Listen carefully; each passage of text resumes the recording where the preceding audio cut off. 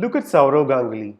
No point doing diet or exercises or being physically active because, as we Malayali say, "Varanullathu vadiyil thangilla." If it's meant to happen, it will definitely happen. So why manage lifestyle diseases or why eat healthy? Why be physically active?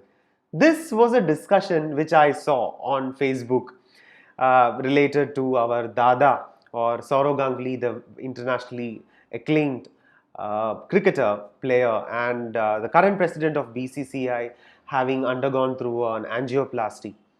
He was actually working out and exercising in the gym when he had a minor chest discomfort and was rushed to the hospital. And apparently, 2 or 3 stents were done. We're not sure if it is a triple vessel disease.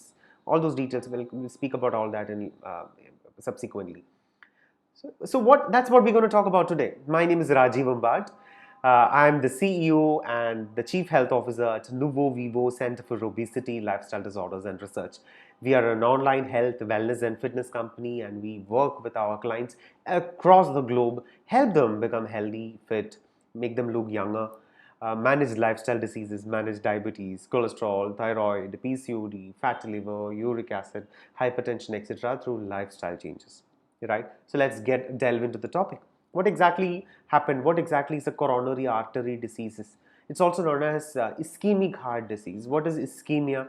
Ischemia is basically a restriction in the flow of oxygen or blood or other essential nutrients into the different parts of muscles around the heart. So heart is actually a muscle, right? That's why it is able to pump blood across the body. Now, there are multiple arteries which goes around the heart, which supplies blood and nutrients to the heart muscles.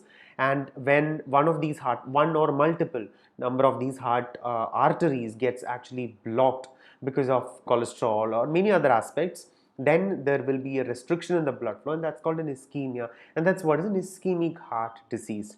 So, among all the arteries which runs around the heart, three of them are major, and these three are the right coronary artery and the left coronary artery, which itself has two branches: the left anterior descending artery and the left circumflex artery. So these three: left circumflex artery, the left anterior descending artery, and the right coronary artery, these three are the three main arteries. And when there is a block in all the three arteries, it's considered to be very, very dangerous to life, and that's called a triple vessel disease. So what are these blocks? These blocks are almost always a combination of cholesterol and calcium together, forming plaques inside these small tubes or arteries which carries blood. To put it in perspective, look at it this way. Suppose we are not, after eating our food, we kind of keep our plate right away into the kitchen sink or the kitchen wash basin without throwing away those small curry leaves or maybe a little bit of food particles, etc. What happens over a period of time? These curry leaves, along with these food particles, and especially along with a little bit of oil and fatty substances, everything together kind of sticks to the sides of the walls, especially if there is a bend on the pipe. And other food particles, everything kind of gets accumulated there and it forms a block, right? So what happens when we actually open the tap? The water will not flow, and that creates a issue.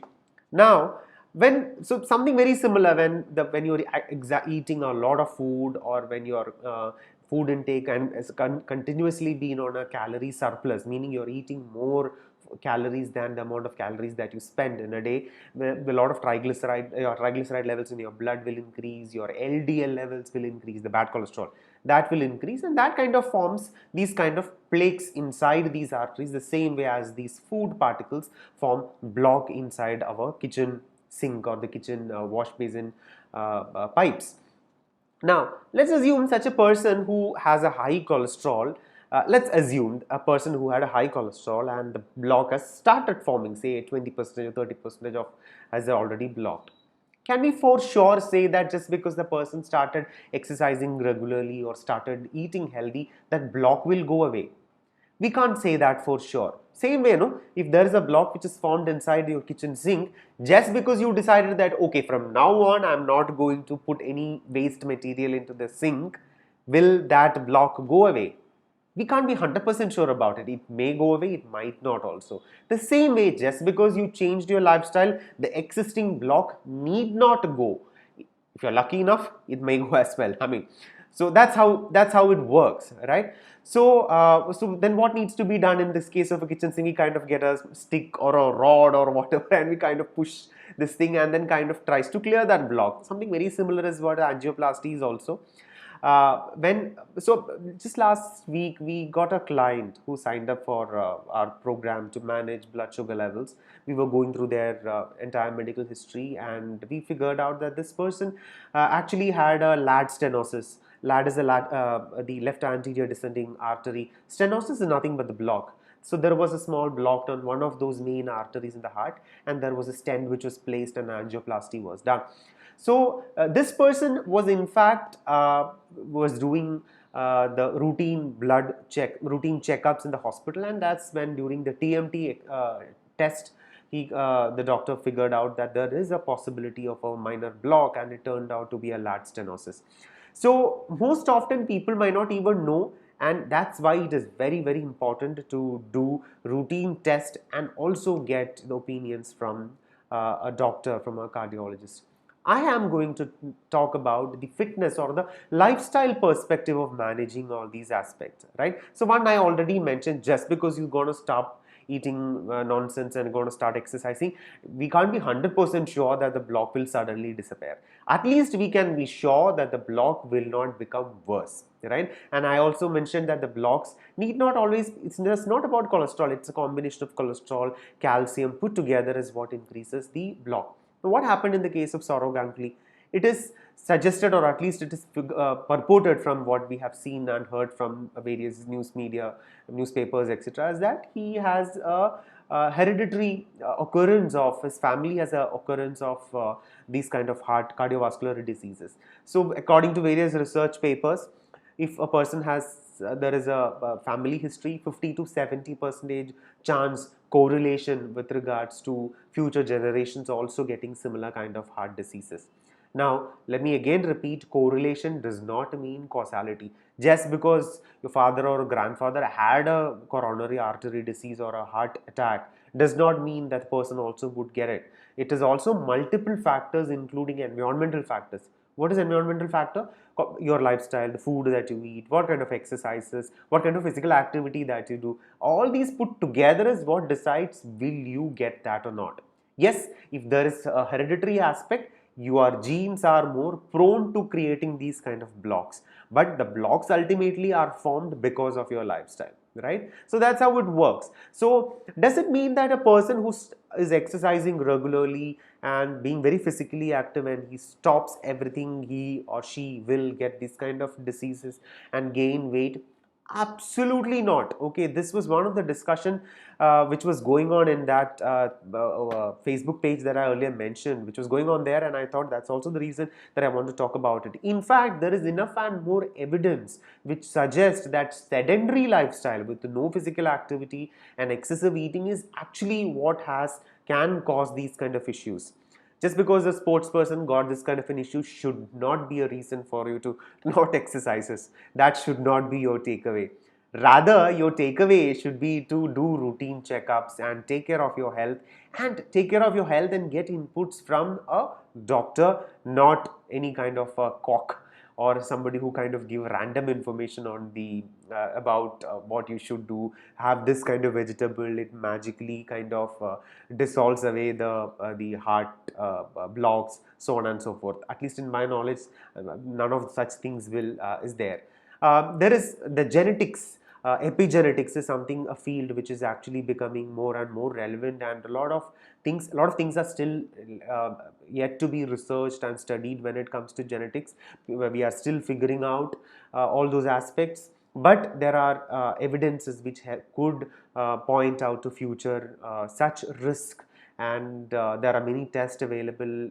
I'm not sure about the cost. I assume they are a little costly, but that also can point out to potential risk of such coronary artery diseases. Another reason, in spite of if you're a sports person or how much ever physically active or how much ever you take care of your eating and calories and so on and so forth, If you are smoking, you are at a very high risk of such kind of coronary artery diseases.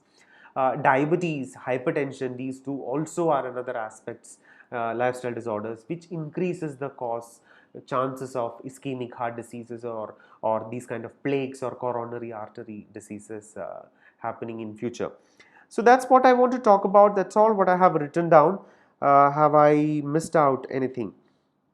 Uh, Not really. So I hope this information was helpful, and just because a person is a famous sports person got an issue should not be a reason for you to stop exercises. It's pretty sad. In fact, he apparently is an ambassador for one of the famous edible oil brand. Even that brand oil got kind of pulled into this meme storm about what you should be eating and what you should not, what oil to use and what oil you should not be using. A few tips here: reduce the usage of trans-saturated fat for your healthy heart. Trans-saturated fat would be dalda, margarine. Almost all of the food that we buy from outside, if it is made from reheated oil, may contain trans fat. And reduce the intake of saturated fat. It's still a debate, but saturated fat is best reduced. Coconut oil is a saturated fat. Butter is primarily saturated fat. As I said, it's still a highly debated topic, but then we tell our clients too, you can have saturated fat, but do not go on an overdose of it. We always would like to restrict our clients' calorie intake of saturated fat to less than 10% of the total calorie intake. Another thing which actually helps in reducing inflammation, or reducing the triglyceride levels or the LDL levels, is the omega-3 fatty acids.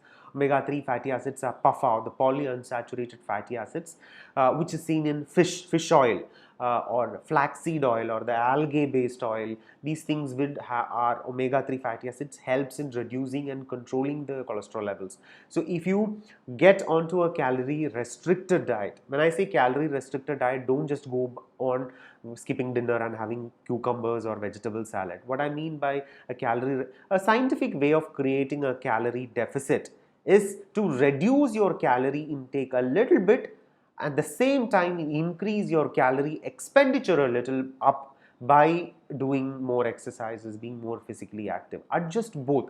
Don't just eat less. Eat slightly lesser, of course, but at the same time be physically active also. Together it has many benefits. Of course, reduce the smoking or stop smoking. Give yourself at least 7 to 8 hours of rest to recovery, and sleep well. All these factors together will help in terms of improving the heart health. And so that's what one needs to do. We are an online health, wellness and fitness company, and we help our clients across the globe help and manage lifestyle diseases such as these diabetes, cholesterol, etc., by scientifically looking at their health requirements and their blood parameters, and manage creating their an exercise plan. And the idea of becoming healthy is not just about becoming healthy, but also looking younger and looking good, right? I mean, who wouldn't want to reverse their age? That's what we do. We are an online company, so anybody from across the globe can sign up with us as long as they have a mobile phone with them. So with this, we hope and pray for a speedy recovery of Dada, and wish him all the health and happiness in future. I hope this information was helpful and useful for you.